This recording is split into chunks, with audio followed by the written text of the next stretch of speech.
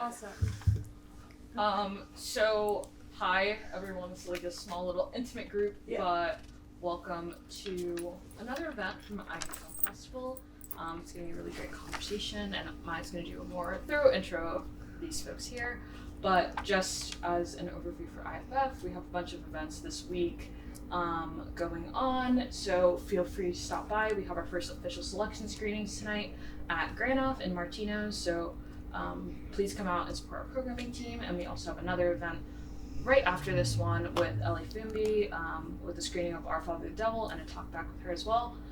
So come out to that. But we're also selling merch on the green, and tomorrow we'll be having our filmmaker mixer at Glow. So if you want to meet some of our awarded student filmmakers, there'll be an opportunity to do that. So definitely just come through. We're having a really great time so far these last few days, and we have so much more to come. So really excited to have you this year. Thanks. Hi everyone, I'm another festival director. My name is Maya, and I'm very happy to introduce our wonderful moderators for today, Sam and Noemi. Sam is a sophomore and Noemi is a freshman, and they are both students of Maria's, and they will do a more thorough introduction of our wonderful guest that we have here today, so I'd love to pass it on. Thank you, and I just want to say thank you, Professor Maggenti, for coming with us today. Yeah. I'm just going to read a quick intro so the audience can know a bit more about you. So Maria Maggenti is a filmmaker, screenwriter, and TV writer. Her career as a writer-director was launched at Sundance with the iconic indie movie The Incredibly True Adventure of Two Girls in Love, released by Fine Line Features. Her follow-up feature, Puccini for Beginners, distributed by Strand Releasing, was another Sundance hit. Her feature writing credits include The Love Letter for DreamWorks, Monte Carlo for Fox 2000, and Before I Fall, directed by Rai Russo Young. She has been a writer-producer on Without a Trace for CBS, MTV's Finding Carter, Lifetime's Unreal, and the CW's Supergirl. She was executive producer on Motherland Feet Salem for Freeform and a co-ep on Sex Life for Netflix. In addition, Maria is adapting the novel Song for a Whale for Disney Plus and Stuart Onan's novel The Odds for Amazon with James Ponsoldt. Maria received her MFA in filmmaking from the NYU Graduate Film Institute Tisch School of the Arts and her undergraduate degree in philosophy, Latin, and Greek from Smith College. So welcome. Thank you guys. Hi. Hi. It's so fun to Yes. be interviewing you because you're usually the professor. And yes. So we're so I guess we can just start off with what led you to become a screenwriter, and how did your passion for film develop?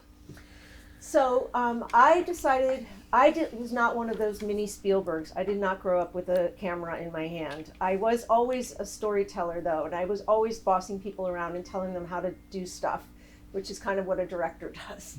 So, but I did not know that was the direction I was going in until after I graduated from college. And I was part of an activist group called the AIDS Coalition to Unleash Power, ACT UP, which was a very civil disobedience, nonviolent direct action group in New York City that dealt with the AIDS crisis. And I spent like 3.5 years in that organization taking really shitty temp jobs. And then I was dealing obviously with people with AIDS, so there was a lot of death, as well as we had an amazing time as well. My closest friends are from that period, but I was just going from one bad job to another, and I thought, well, maybe I'll go to graduate school because I love school and I like music, pictures, and stories. And so I thought that kind of adds up to film school. So I applied just to one place, NYU Graduate Film. I had no idea it was a big deal to get in. And I went there and I cried every day for the first 5 months. I hated it so much. I had come from a very lesbian, gay, politically progressive environment to a very white man, rich kid kind of place. And I felt like I'm never going to make it here. But I learned something really important.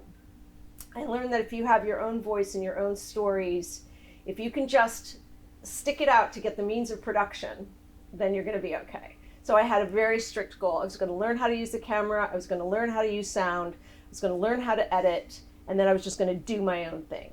And by the second year, I got a fellowship and then went on from there. And so that's really what started it. I mean, I grew up watching movies, but film school and learning how to make movies is what really got me passionate about what I wanted to do with my life. Yeah. I did not know, in case anybody's a senior here and you're about to graduate and you have no idea what you're going to do, don't worry. That's how it goes.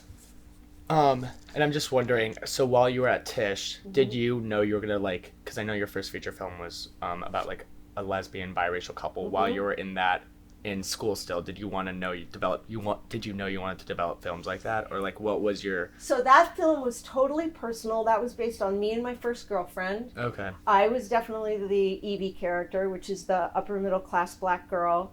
Randy was definitely based on my girlfriend from when I was 18. She was a working class kind of tomboy. So it was very personal, but it started with an image in my head, which was of this butch little girl, dyke, young teen dyke, on a skateboard with a love letter in her pocket. And that's how it started. And I was like, who is that girl? What is her story?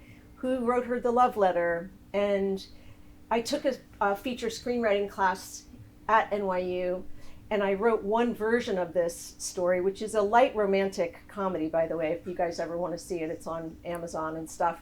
But the first version was not like that at all. It was really dark, and it was really deep, and it was so bad. And but we did get some producers really interested in it. It started in the middle of the girls' relationship and went through the end of it. And the producer said to me, well, how did they get together? Like, what was their first... how did they get together? They're in seniors in high school. What was the first part of their relationship? And I was like, oh yeah, I have that part written. Yeah, give me a week, I'll get it to you. And then my best friend was like, you gotta write the whole new thing. So I wrote a whole new script, which was from the moment they see each other in high school through the beginning of their relationship. And that's what became Two Girls in Love. Gotcha. And you had one of the questions was, how did it feel to be at Sundance with that movie in a time in which lesbian and gay representation was so limited? And it's really interesting, like the film was really well received. It got big write-up in Newsweek magazine. Everyone called it a crossover film. They were like, oh my God, you know, even though there's lesbians in it, you know, people are gonna wanna go see it. But I definitely do feel that at that time, it had a huge impact on my career, because I know people were like, you know, she's got like gay material. And so I think they were definitely, it's not like now at all. I mean, it's hard for people to imagine how scary it was for anyone to even go see my movie. And I had letters from young women especially who were like, I had to go to the next town because I couldn't let anyone in my town see me go to see your movie, because then they might think that I'm a lesbian. So there wasn't this like kind of rainbow of gender fluid or queer. There was nothing like that. There was lesbians and gay men. There were young teenagers in the closet. There were older people who were also in the closet. And there was an environment in which it was pretty clear that you were taking a really big risk if you decided to be out in any way, whether in your work or in your personal life. Mm-hmm. So, but things got more complicated later, because then I fell in love with a man. And then I made my second movie about that. And that's what Puccini for Beginners, which is my second movie. And that's about this lesbian who has a huge fight with her girlfriend, and they break up. And then because she's all messed up, she's like, I'm just going to have an affair with a man. So she meets a man, she has an affair with the man. But then while she's seeing him, she's so torn up about it that she meets this other woman, and they start flirting, and she falls for this woman, and she starts seeing the two of them at the same time, and then finds out that the two of them are ex-lovers. Oh. And so it's like a total sex comedy, romantic comedy, and that didn't happen to me in real life. I just fell in love with the guy. I didn't fall in love with his ex-girlfriend at the same time. But yeah, but even that one, I think, which was very successful in its moment, that kind of went in a different direction, which is the lesbian gay community was like, oh my God, Maria, what happened to Maria? Like, now she's seeing men, you know? And so I kind of got in trouble on that end.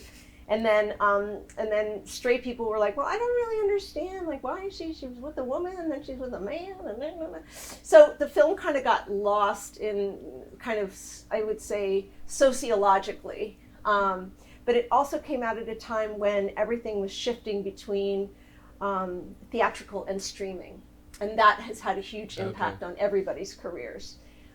So that's how that stuff worked. And what was it like trying to pitch these movies? Because at a time, when you're trying to get producers to back you up and like invest in your movie, how were you able to convince them that this was like? I didn't actually ever pitch them. I wrote them first. Okay. So Two Girls was already written, and then we had to find producers. And, and this is something that I really emphasize when people like to talk about career, but what you really want to be concentrating on is storytelling. Okay. Because I'll tell you what transcended people's concerns about the fact that it was lesbians is the storytelling. They loved the script. And it does conform. I mean, if you guys see the movie, it is your classic, meet cute, then they get together, they have all these obstacles, and they have, the mother finds out about them. I mean, it's very conventional in its setup. It's just that its characters as interracial teen lesbians were not conventional. But the rest of the movie is very easy to watch. So I think that made producers interested. But just to give you a sense of it, I shot it on 16 millimeter film for a 35 blow up. That means 35 millimeter film. And we shot in 21 days. And the whole film cost $35,000. Oh, wow. So nobody got paid. And instead they got food. And also it was almost all girl crew, because it was like I was telling people, if you were a nobody on their last shoot, you can be a somebody on this shoot. So that's how people got to move up the ladder in production. Yeah. And then how's that like watching it at like Sundance and seeing it at a It was great. Festival? It was great. It had a huge reception, and I've been to Sundance now 4 different times with projects, and all of them are wonderful. And but all of them are also really terrible because you're so nervous, that and I'm a very confident person, but you still are incredibly nervous. I mean, the film was being shown to 1,500 people in one, for the first time. But it because it's a comedy, also, you're always worried, is anyone going to laugh? But they did. So that was great. So then I was fine. And yeah, it was an amazing experience. It's a great place to have your movie premiere. Yeah. And then I was wondering if we could shift to if you could talk about your experience as a director and producer and how that differs from a screenwriter. Yes. And then, so we'll start with there. So just to be clear, you guys, producer is a term that is used in TV writing, but it means you're a writer. So when you guys watch a TV show and it says executive producer, producer, co-producer, producer, all of those are writers, except for some of the executive producers are just famous people who don't do anything. But those are writer terms. Produced by is the person who makes that show happen, like physical production, okay? So producer for me, like on Motherland Fort Salem that I was co-executive producer. So TV is very hierarchical. You start at the bottom as a staff writer and you move slowly in your way up. So by the time I got to Motherland Fort Salem, being a co-EP meant that I was in a room, a writer's room, that's very similar to this, except sometimes you sit at a table, sometimes you sit in couches or on chairs, and all day long you talk about what that story is going to be, and you put cards up on the board, and you are there to serve the imagination of the creator. So our creator was Elliot Lawrence. You guys should take a look at Motherland Fort Salem. It is so intense. It's about an alternate history story that is about Salem witches. If they had actually existed, that they made a deal with the United States government and said, if you leave us alone and let us be witches, we will run your army. So it's about a witch's army, basically. And the thing that's great about it is there's not one cliche about magic or anything. It's so brilliant and very, very messed up. And my job on that was to run the writer's room. And TV is collaborative. You are in a room with people, you're constantly writing together. And being a screenwriter, you're home by yourself all the time. So I look at it this way. I would spend 6 or 7 months on a TV show And then after 7 or 8 months of being on a TV show, I never want to talk to anyone again. So I was very happy to just go by myself and write a screenplay with not having to tell anyone, not having to pitch anything, not having to talk to anybody. So those are the big differences between the two. The other thing, of course, is that television is getting made. You can write a screenplay and it can take 10 years for that to become a movie. So that's a really big difference. Could you talk a bit more about, obviously, when you have a TV show, there are multiple episodes, seasons, so how far in advance do you write it and, like, figure out the story? Almost from the beginning. So, for instance, it depends on who the creator or the showrunner is, but you'll come in on the first day, and during the first day, the creator will say, like, I really need Noemi and Sam by the very end to decide that they're not going to stay in school, that they're going to run off together. Like, that's where I want the season to end. And then they say, and then all the writers in the room, the creators, like, how are we going to get them there? And then we basically will plot it out. Like, well, in episode 1, this will happen, episode 2, episode 3. But what ends up happening is you have this big vision of how it's going to go. And then you write the first couple of scripts, and then you're like, uh-oh, we don't have enough story. Okay. We're going to have Noemi and Sam actually decide that they're going to leave school in the middle of the series instead of at the end, because we don't have enough to fill up all that time. So you will shift your ideas over the course of your writing period. But generally speaking, from the very beginning, you are charting out that whole season to find out what's going to happen. That's why on a really, really good show, you realize that if you go back and watch the earlier episodes, you're like, holy cow, everything was in there already. Yeah. And that's because it was already plotted out. Interesting. And then do you have a preference to writing a screenplay or a television series, or is it just like a different kind of like piece of work? I really love television because I love being with people. So I love that part. It's so collaborative, and it's just a great pleasure to spend a day talking about stories. But I have yet to have my own show, though I've had a number of pilots, and a pilot is the first episode of a show that has not yet been made. And I've had a lot of pilots, but none of them have gotten made. Screenplays are always mine. TV belongs to everybody. Even though one person gets credit, it's pretty much everybody is contributing. So at least when I'm on a screenplay, it's just me and the work. Whereas when I'm on a TV show, you'd be contributing, we'd all be adding different things. And then when you get into production and there's deadlines, it's like, you take act 2, you take act 3, I'll take act 4, and we're all like, blah, blah, blah, blah, trying to get it all done. So that makes it very different. I really like both of them pretty much equally.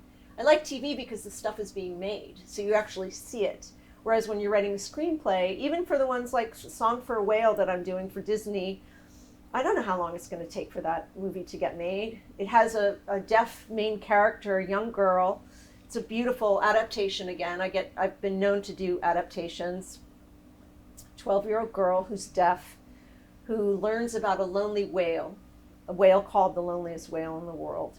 And she becomes obsessed with this whale. And she is convinced that she can create sounds that he will hear that will replicate what he sounds like. Because the reason he's so lonely is no other whales understand how he sounds. So she follows him to Alaska. She devises this little tonal box, and she herself is deaf, but she can understand tones. And she creates this little recording that she gets to this whale. And it's an incredible moment when the whale has started to leave the area where she shows up at the last minute, and then she throws this little speaker with the recording in the water, and she's waiting, and then the whale turns around and starts to come towards her. It's a beautiful story. And who knows when that's going to get made? Yeah. Who knows, you know? Whereas on the last show I was on, called Sex Life on Netflix, I mean, as soon as we got into the writer's room, we knew where we were going to be shooting it. Oh, wow. Mm-hmm. You know, it was a known series of a show. So that part's really different. So, sorry, go ahead. I guess, seeing as we're talking about adaptations and stuff, could you talk more about the process of adapting from a novel to a film? specifically about Before I Fall, which we watched in class. So how does it compare to the original story? And do you have a preference for adapting Original something or versus original? So just so that all of you guys know what we're talking about, Before I Fall is a YA novel by Lauren Oliver about a young woman who is coming home from a party one night with all her popular girl, mean girl friends, gets into a car accident, dies, and then wakes up the next day and has to relive that day for the next 7 days. Until at the very end, she realizes that the reason they had the accident, the reason that she died, is because she and her friends had been bullying one girl for many, many years. And that girl jumps in front of the car, and that's why there was a car accident. And I read the book before it had been published. The producers came to me and said, "We have this manuscript. We think it would be great. What do you think?" And it's funny, one of your questions was like, how do you know when a novel could become a film? Because novels are interior, right? Like you go into the inside of the characters. And movies are the total opposite. They are exterior. Everything is what happens. It's action. And my judgment was the setup was great. Like I already had a great structure, which was this girl had to relive these 7 days. Though the first decision I had to make was I couldn't do 7 days. I had to do 6 days. I had to compress time.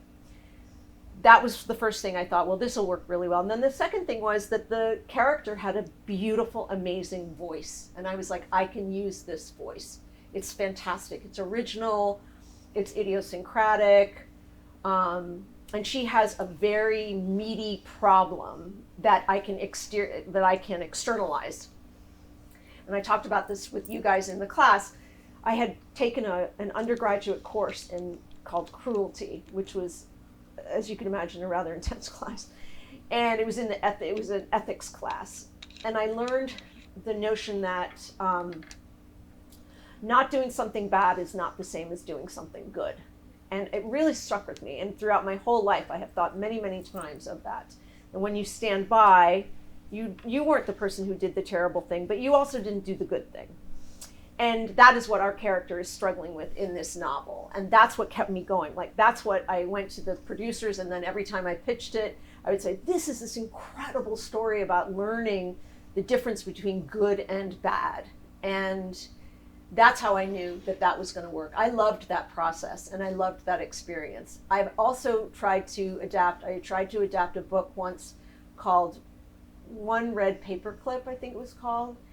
And it was the worst experience. I could not figure out. I thought I knew how to do it, and I pitched it, and they paid me for it, and then I just sat there like, what did I get myself into?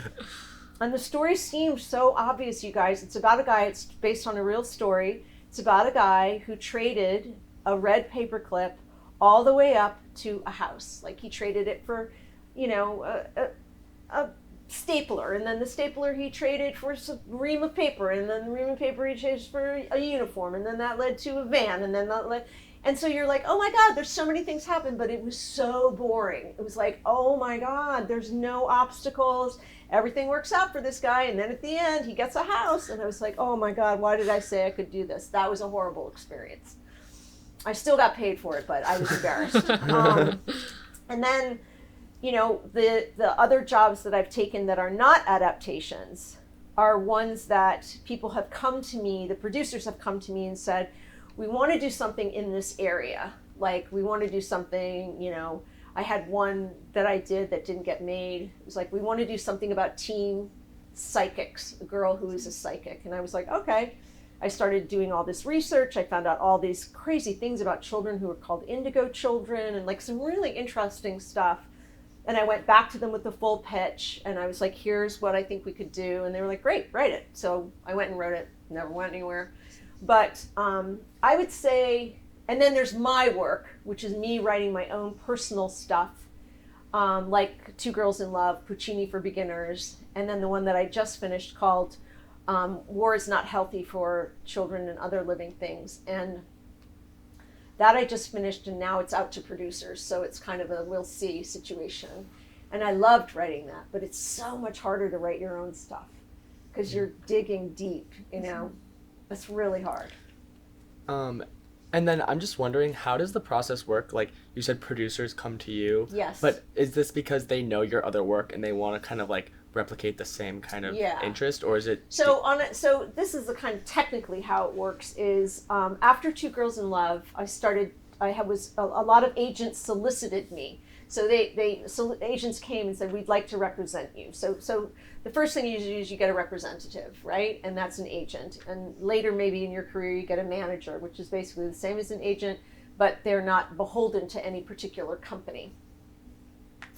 And they're the ones who go out in the world and say, like, Maria Maggenti, she did Two Girls in Love. She's really great at rom-coms. Or, she's the one who did Before I Fall. And then you do these things where you just go and meet producers, right? And you just have conversations with them. They're like, we'd like to know, we really love that thing that Maria read or wrote. And it could be an unproduced project, doesn't matter. They just want to have a meeting with you and like find out who you are and how you are and are you interesting and all that stuff. And then you have a meeting like that. And then sometimes that leads to a later, maybe months or even a year later, they call your agents and say, hey, something came across our desk, like this YA novel, Before I Fall, and we think Maria would be right for it. Can she come in? And then you go in and you have a meeting, they give you the material, you go home, you assess. And I was so passionate about that one that I was like, there's nobody else could write this but me. And then that's how I got that job. So that's usually how it works. Yeah, it is based on, and in television it's a little bit different. In television it's much more kind of word of mouth because everybody kind of knows everybody. So it's more along the lines of like, oh, I worked with Maria on Unreal, and now I'm running, one of Shonda's shows, and I'm like, oh, I really want to work on a Shonda show, and I'm like, do you guys have anything, at that? And then it's like, can I get a meeting? All you're constantly asking for is, can I get a meeting? Can I get in a room with someone? Will somebody see me?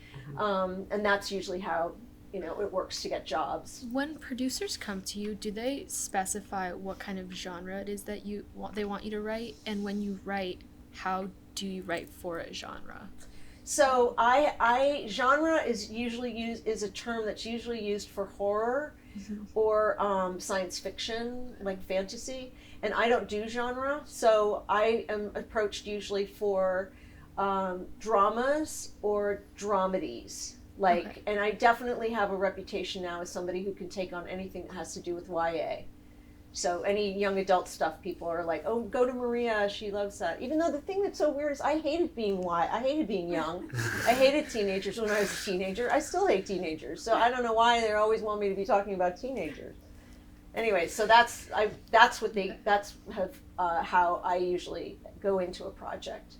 But I don't do genre now. Okay. But that's where the money is, so I should probably learn.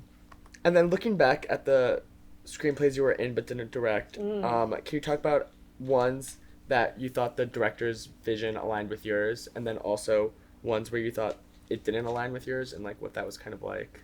Yeah, so there's a credit on there for a movie called Monte Carlo, and I worked on it with the director. We co-wrote it, and it was about 3 middle-aged women who get the opportunity to go to France, and through various contrivances, it's very silly, but through various contrivances, they end up in Monte Carlo, and in this like whole situation with somebody who looks like one of them, who's a double. I mean, it's so dumb, but it was really, really fun, and we worked on it together, and we had the script, and then I was off on another job, and then Tom was going to direct it, and then the producers came to him and said, we love everything about it, but we want to make them teenagers. So they were not going to be middle-aged women anymore. And by that time I was on another job. So he had to go back in. He brought another friend on to help him turn them into teenagers. And so in that case, it was not just like not my vision. It was not his vision either. I mean, we were both like, oh my God, it was going to turn into a completely different movie. And it ended up being a movie with Selena Gomez. It was very successful, actually. And so that's one where I was like, interesting. But when you are hired as a screenwriter, your job is to make what the director wants to happen. Like, that's my job. My job is not to say what I want to have happen. My job is to make the director's vision come true. Okay. So it's not really a matter of aligning or not aligning. Once I give that script over to a director, it belongs to them, and they have the ultimate word on how it goes. And that is something very different between television and film. In film, the writer is like, "Oh, good for you, bye-bye," and then the director is everything. In television, the writer is everything. In television, it's like, "Oh my God, that's, Shonda Rhimes," or, "That's Ryan Murphy," or that, like you get these big names, and they are names as writers. And that's a really big difference between the two. Interesting. And then maybe can you talk about your directing experience compared to that? Because I feel like you have a lot more control over that. And what that process was like from a creative side too. It was really fun, and I really, really loved it.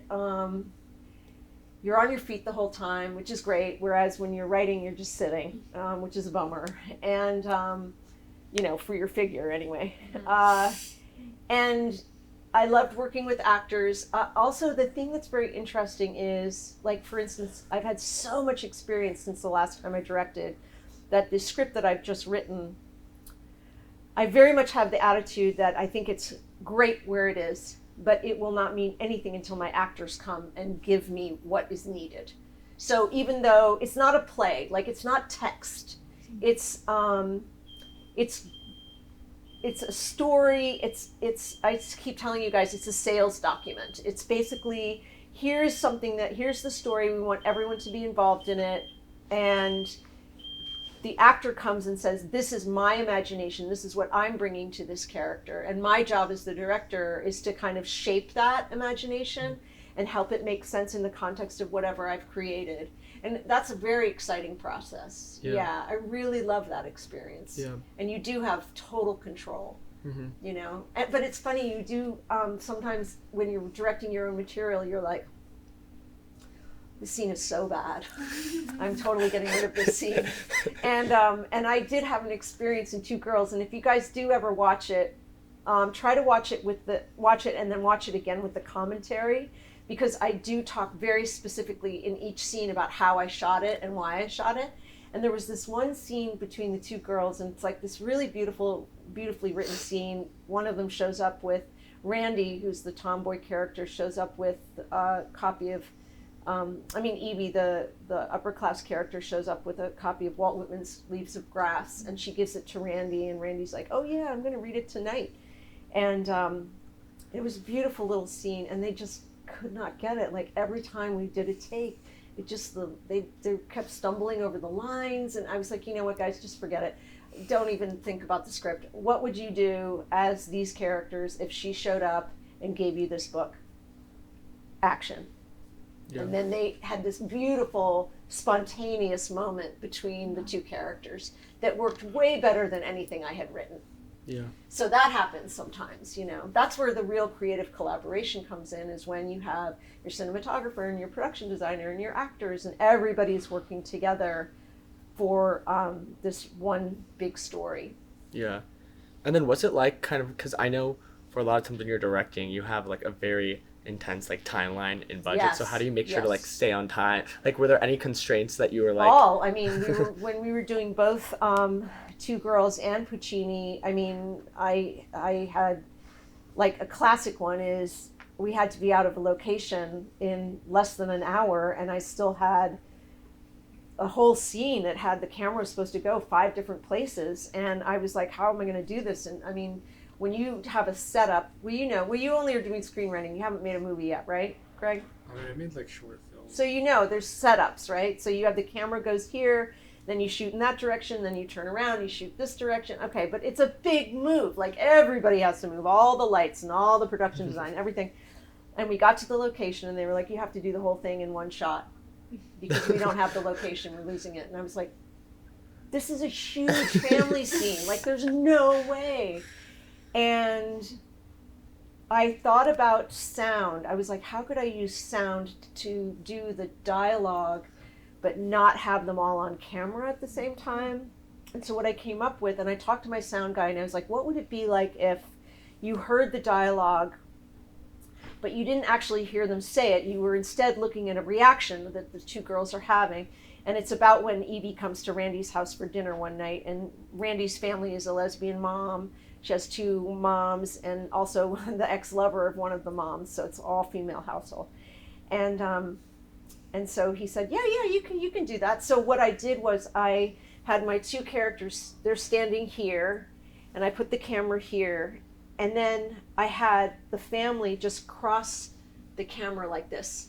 Hey, Evie, you know, what's the deal with you and your mom, and how do you like school? You would hear her saying all this stuff while the camera would look at the two girls, and the girls are going like this, answering the questions that she's asking. So that's how I did it in one shot. Nice. Okay. So that was, you have to be very, very creative. Yeah. And if you, in the best case scenario, you have a wonderful producer who helps you think of those kinds of things at the last minute, like, oh my God, how am I going to do it in one shot?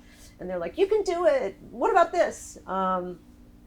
So yeah, the constant constraints. It's really, really hard. Mm-hmm. And you never have enough money, and there's never enough time, and yeah, everything that could go wrong goes wrong. And it was supposed to be sunny, then it starts raining, and then you're like, oh my God, am I going to just like make it a rain scene? Or then you have to have a cover set. Like, it's so complicated. Yeah.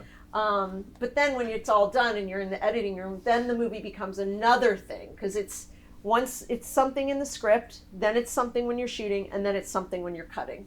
And when you're cutting is when you really find out what the movie is. So Puccini for Beginners, I took the ending of Puccini for Beginners and put it at the front of the movie, and then came back around to explain how that thing happened, which is not how the script was written at all. Yeah. And can you explain maybe more about like the editing room and what that process is like as well? Because I'm assuming as the director for that first movie, you were involved a lot. Yes, in I was there every day. I didn't physically edit it, but yes, your job as the director is to oversee the storytelling and how it's playing itself out. And with a really good editor, which I had, a good editor for my first film really taught me filmmaking, because I didn't understand what things needed to go with what things. Like, I understood that I'd gone to film school, so I knew like what a master shot, an over the shoulder, two shot. I knew all those technical terms, but I didn't really understand flow. Like, I didn't understand how you created a funny cut. I didn't totally get like, oh, if you go from this face to that face in a cut, you're going to get a laugh. You know what I mean? Okay, like yeah. those kinds of things. And also I was convinced that I didn't have enough footage, and I did maybe 4 or 5 different edits of that film, and each time I had public screenings or invited screenings, and I got feedback from people, and then that's what led me to what the next cut would be. Like, you know, there was a scene in Two Girls. I really wish you guys could see it now. But there's a scene in Two Girls. There's a lovemaking scene, and I asked in one of the questionnaires, what do you think of the sex scene? And people were like, what sex scene? And I was like, uh-oh. I was like, I guess I didn't really express it very well. And so we had to go back in and figure out how to reshoot it. But it was not explicit, but you need to know that they were together. And Evie had braids, and so she'd gotten rid of the braids. Like, we'd already finished shooting, and also, thank God, the sheets belonged to my producer. So we basically just had to reshoot using those sheets. We didn't have the location anymore, and she also had no hair. So I had to figure out how to shoot it so that you couldn't see that she didn't have braids anymore. But it turns out great. You'll have to see it. It turned out okay. So basically, there are like a lot of moments where you like envision something and then nothing. Exactly. That's it's like nothing what you envisioned. Yeah, Yeah. and It's all improv. Yeah, totally. Yeah, almost at improv at that Totally, point. yes. Yeah. Very much so. And then maybe we can talk about maybe like adapting the novels, and like when you're reading a novel, how you like, well, I guess before I followed, you like had a very close connection to that. I did. I knew right away. But maybe like when you're just like, how often do you read the books, and then when you're reading them, what do you look for, and maybe like what that process is like when Well, I read all the time anyway, like Okay, just so for that's pleasure. So, and I don't read to make something into a movie. Though I'm sure you have moments where people have said to you, "Oh, I love that book. It was so cinematic." Yeah. And I always think that's weird, like cinematic meaning like it was really good descriptions. That's just a good novel. Like, that's not cinematic. That's just good writing. I don't I sometimes read things and I think, oh, this could actually be a movie. And what I'm seeing is really good characters and a really good setup. Like those are the two things that, but then I had like somebody just sent me a short story that is so diffuse. Like it's a short story, so it's just a small little thing about a girl who, it turned out like she was in college with her roommates, just living their lives, senior year of college. She gets involved with this older man, and then one day she stops coming home to the apartment, and her roommates are like, what happened to her? And it turns out the man she was involved with was a bank robber who had just pulled off one of the biggest heists ever in United States history to fund the Puerto Rican revolutionary movement. Whoa. And in fact, she was in witness protection, so she was never seen again. So it's got great elements, right? But it's like, but how do I make that into an actual story or a script? Or it's like, that sounds exciting and that sounds exciting, but what is the story? Gotcha. So that's the kind of thing that I have to figure out if I'm going to do that one. And do you try to make the story kind of like align with the book story, or like you try to keep the core elements, or do you ever change anything? Or Yeah, like, you change a lot. I would Okay. say a lot of times it's like the difference between the letter and the spirit of the law, what they talk about, you know. So I definitely go for the spirit of the law, not the letter of the law. So Okay. the book might have some very strict things that need to happen that make the book work that do not need to happen in a movie version. Gotcha. That's why sometimes books and movies are so different. Yeah. But if they have a huge fan base, then usually you try to stick very much close to the book. Yeah. And then maybe also you could talk about like the writer's room process, because I feel like the writer's room for like a television series of like the Salem Motherland show and like Supergirl, which is a super high like profit, like very big Genre, networks, versus like the movies like Two Girls Who Fall in Love and things like Two that. Girls Like in Love, like what that process difference is. Yeah, it's different because television, they always have the money to make everything. Yeah. You know what I mean? Like you're not saying like, okay, well, either we have lunch or we have a location. So the writer's room, as I said, is like this, and everybody is connected to telling the story and helping tell the story. You're also under pressure every day to pitch. So you're in the room and they'll be like, Gabby, what do you think? And it's like, you know, I mean, that's how I am anyway. I'm sure you would be like, okay, I know exactly what's going to happen. She's going to do this, this, this, and this, and this. And then the creator's either, a good creator will be like, I like that part, but I think we should do this instead. A bad creator, which I've also worked for, is like, that's a shit idea. And then you are like, okay. And then, you know, you just pray that they don't call on you again. And the creator's the guy like at the front who's running everything? Yeah, the creator is whoever created the show. And so it's their show. And there's also a term showrunner. Showrunner and creator are sometimes the same person, but sometimes they're not. Sometimes you have a creator and then they bring in a showrunner. The showrunner is the person who's basically making sure that the writer's room is running and also all the different elements are happening in production. Okay. So that's that job. Interesting. Let's see.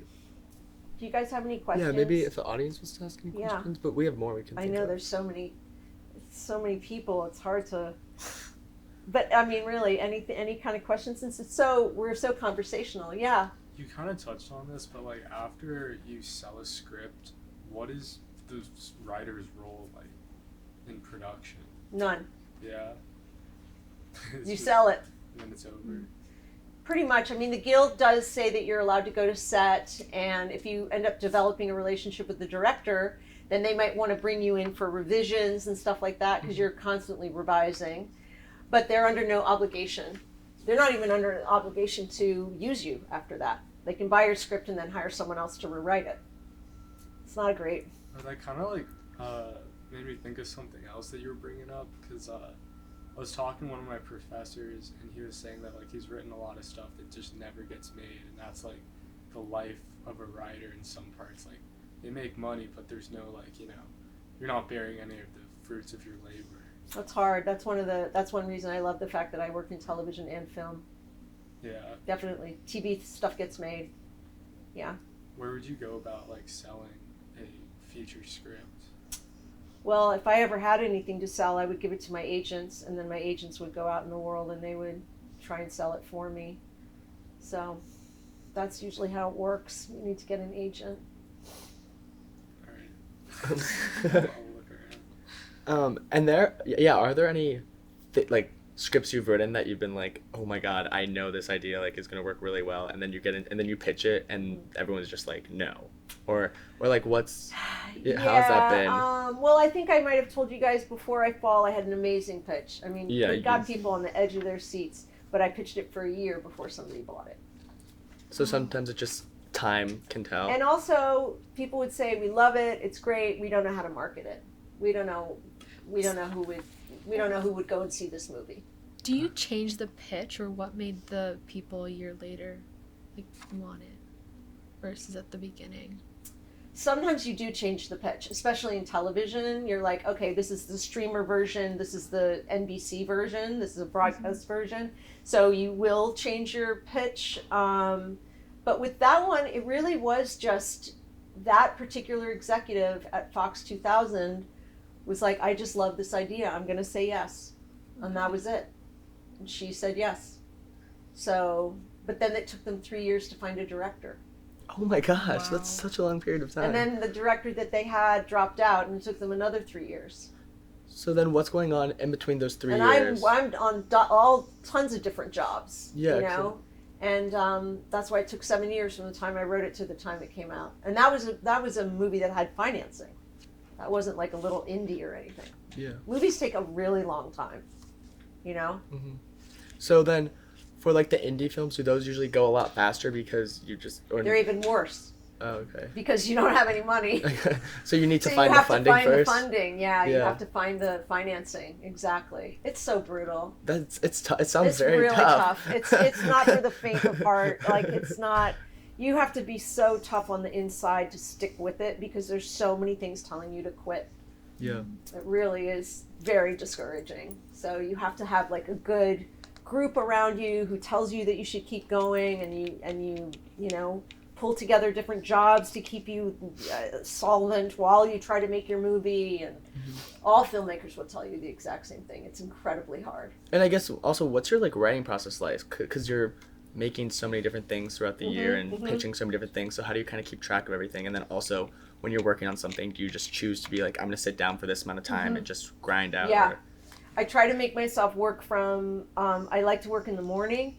I had a mentor once who said that he didn't do it by time, he did it by pages. So he was like, some days I say to myself, I want to do 5 pages. He said, that might take me 12 hours.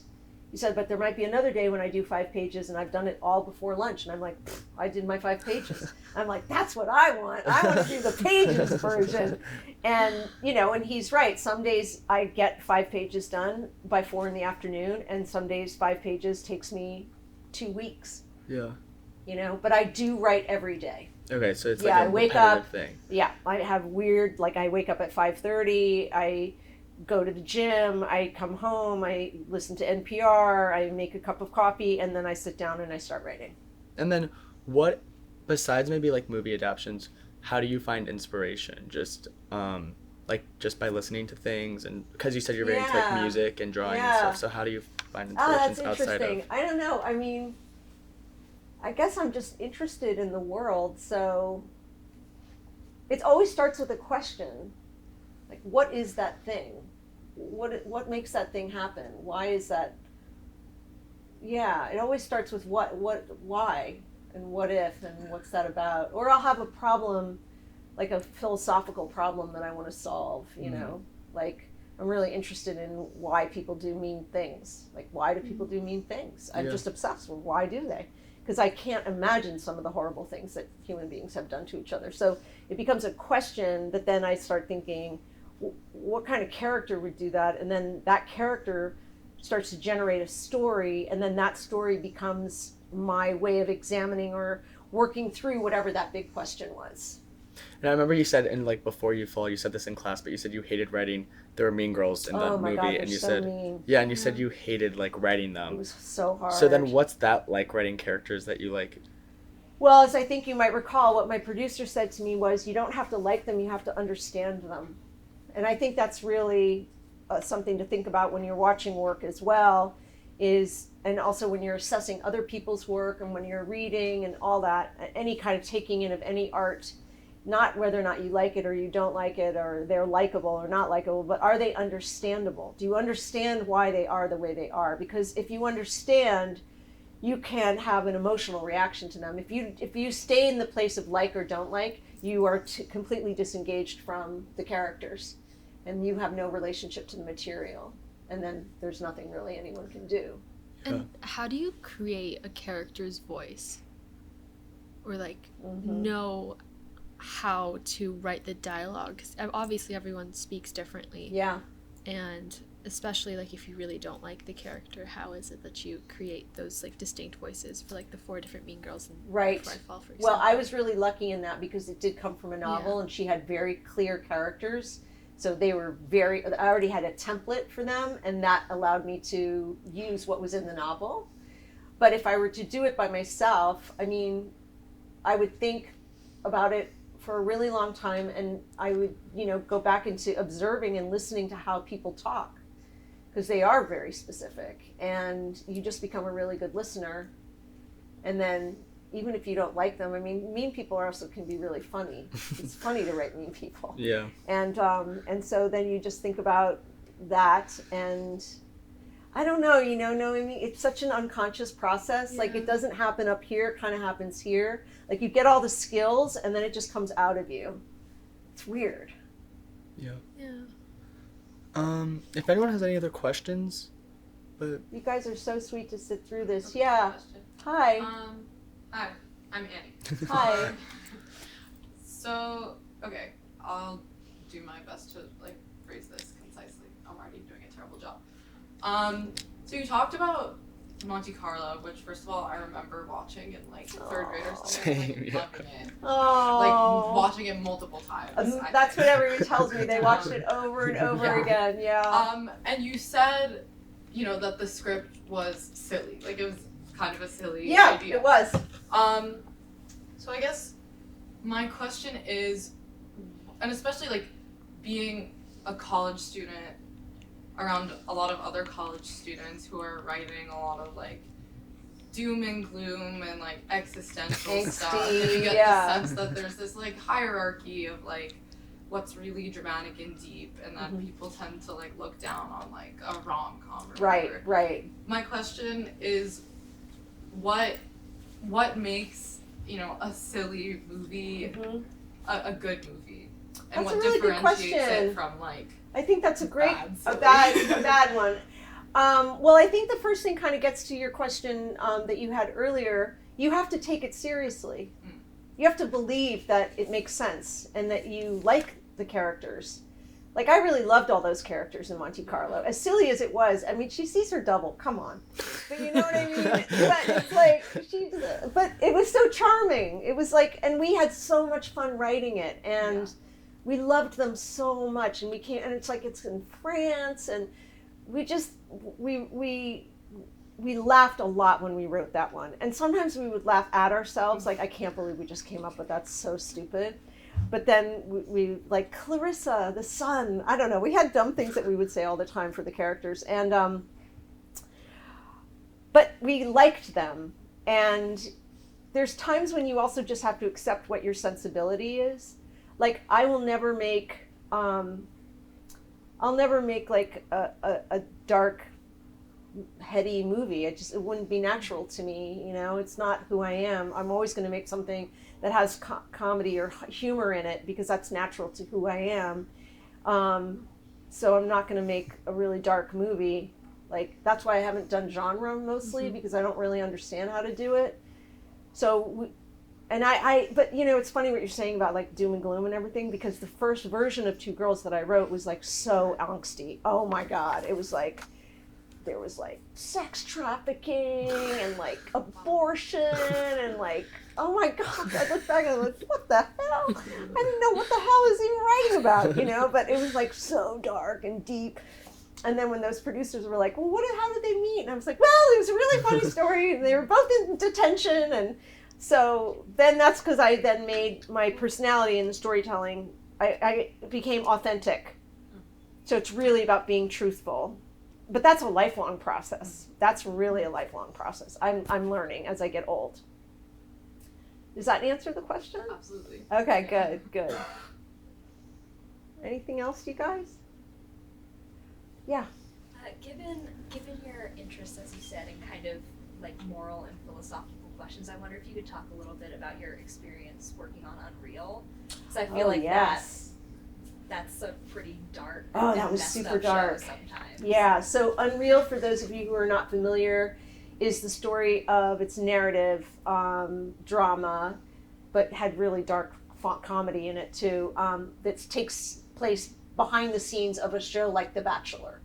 And the person who is the creator, Sarah Gertrude Shapiro, she did work for The Bachelor for many years. So she was able to give us a lot of true stories. In that one, I mean, my job was to serve the vision of the creator. So I had to come up with things that were not natural to me at all. And sometimes she would come up with things I was like, oh my God, I can't believe you thought of that. Because there's a lot of like, it's just so mean and dark. But once you're in a room with a lot of people and you understand what the sensibility is and your job is to help that happen, it's not that you change your personality, but it's a skill. You become good at being able to serve that creator and say, here are the things that I think will work with this tone and with this experience. So that's pretty much how it went with Unreal. But I did cry a lot on that job too. That's really interesting. Yeah. I cry all the time. All my different situations that I've been in. So in case that happens to you, don't be embarrassed. Yeah.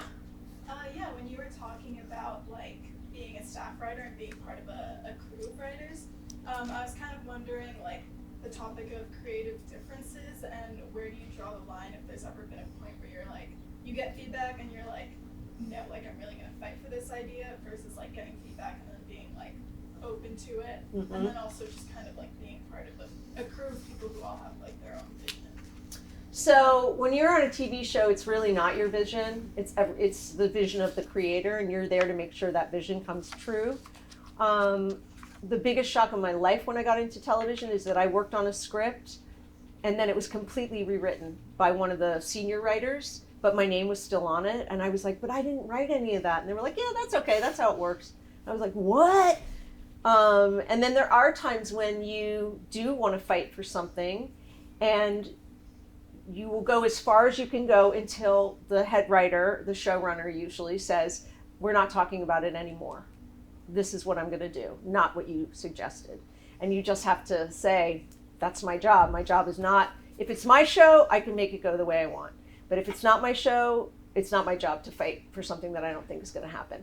Unless it's really controversial. Like when I was on Supergirl, we had some sequence where somebody suggested in the room that, yeah, he brings out a gun and then we're going to have a gunfight.